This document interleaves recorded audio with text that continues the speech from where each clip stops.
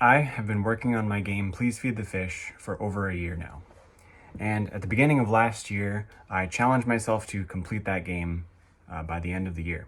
If you've been following along, then you know that hasn't happened yet, not even close. So in this video, I'd like to tell you what happened, why the game isn't done, how I'm feeling about it, and what I plan to do next. So first of all, what happened with the game's development? Development went well for most of the year. I didn't hit any major roadblocks besides taking a few breaks here and there, sometimes for about a month. A lot of my time was spent learning new things, implementing those new things, and also listening to feedback and suggestions that I got from the viewers on YouTube. I learned a lot about game development, and because of that, I also changed how I felt about what the game was and what it could be by the end. By the 6-month mark, or maybe even earlier if I'm being honest, I had a really strong suspicion that the game wasn't going to be done by the end of the year. At that point, I made some adjustments to the scope of the game and the gameplay loop, and I kept going. By the end of the year, I really started to feel this weight of an unfinished project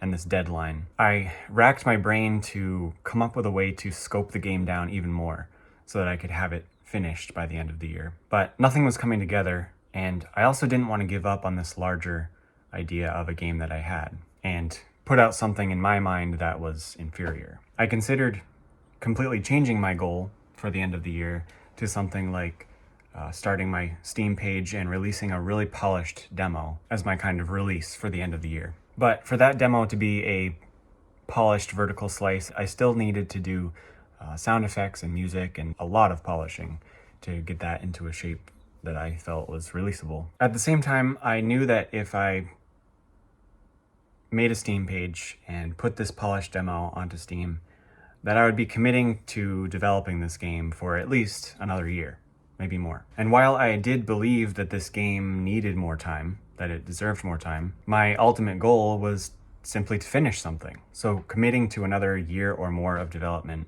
for this game felt rather daunting. Another reason why continuing development for another year felt wrong was because I still wasn't sure if people even liked the game, if I would have anyone to play it by the time it was done. I made a whole video about prototyping and testing your game before really committing to development and adding more and more content. And I had hoped that that would happen to a significant enough amount over the course of the year that I would be satisfied, that I felt like the game was tested and validated enough for me to continue development. But by the end of the year, I was feeling that I hadn't reached that point yet, that the game wasn't validated. I didn't know if anyone would play it.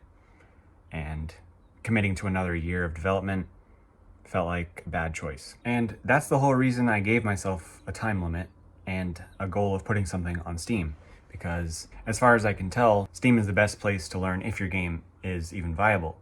People will wishlist it, and if you get enough wish lists, you know that people will buy your game. And I know that marketing does play a role in this as well, but Steam is the place where your players are going to go to find it and buy it. So that's where it needs to be. I've had more people watch videos about my game than I ever expected, and they've been super helpful with giving me feedback and encouragement. But I still don't know if this game is a viable, marketable thing. So at this point, I'm kind of in this weird loop of the game needs to be put on Steam to find out if it's a viable product, but it's not quite ready to go on Steam. So to put it simply, the game was just too big for me. I had never done most of the things that I did to develop this game so far. I only work part-time on this project, and I've never even attempted to make something this big. And at the beginning of last year, I simply didn't know how long this would take. The other feeling that I was having at the end of last year, along with the game being too big and needing more time, was that it wasn't exactly how I had envisioned it. There was still a gap between what the game was and what I wanted the game to be. And I was starting to realize that I simply didn't have the skills to finish the game in the way that I wanted to. So you're probably wondering, what am I going to do now? I have two goals in game development, and the first and primary one is to make good games.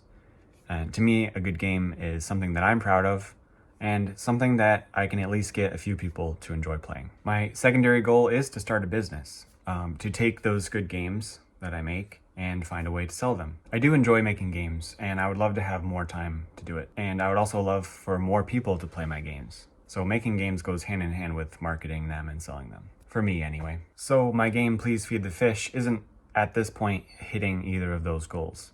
At this time, it's not a good game. I don't consider it to be anywhere near a final product.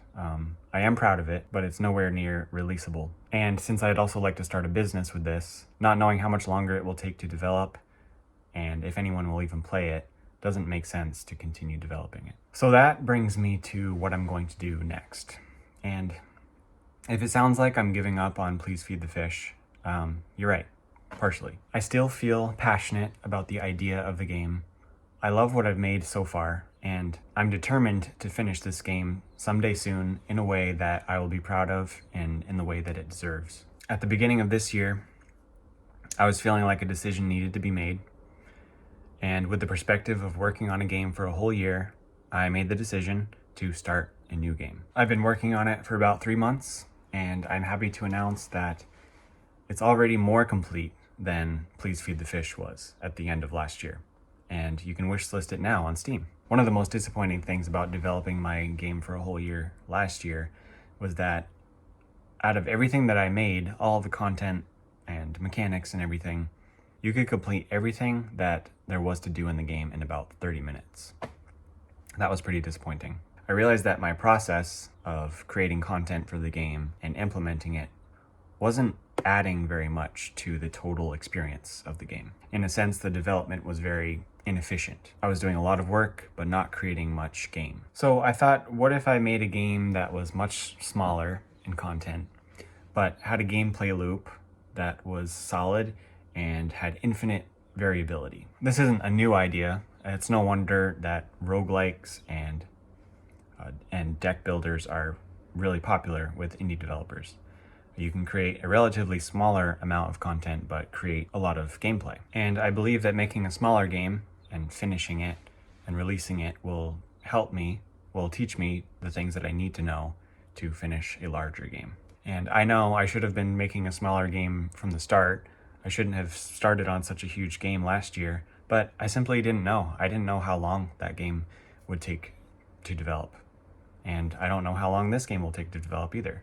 In my mind, it is smaller, but we'll see. So my hope for this new game is to finish it a lot faster and to go through all of the development and marketing beats that I would go through with a larger game and just learn what I can from them. Things like how to make games interesting and snappy, how to polish a game and do all those extra little things that make a game feel complete, and how to market and release a game. And making a smaller game will help me to go through those steps a lot faster and easier. I'd like to assure you that I'm not completely giving up on Please Feed the Fish. This new game is kind of a prequel, actually, so I am still committed to the world of this game, and I hope that developing both of these games together will benefit each other. I would love to tell you more about the game, but I am going to save it for a devlog. For now, you can watch the official release trailer right here, and there's also a link in the description to Wishlist on Steam. I hope you look forward to it, and thanks for watching.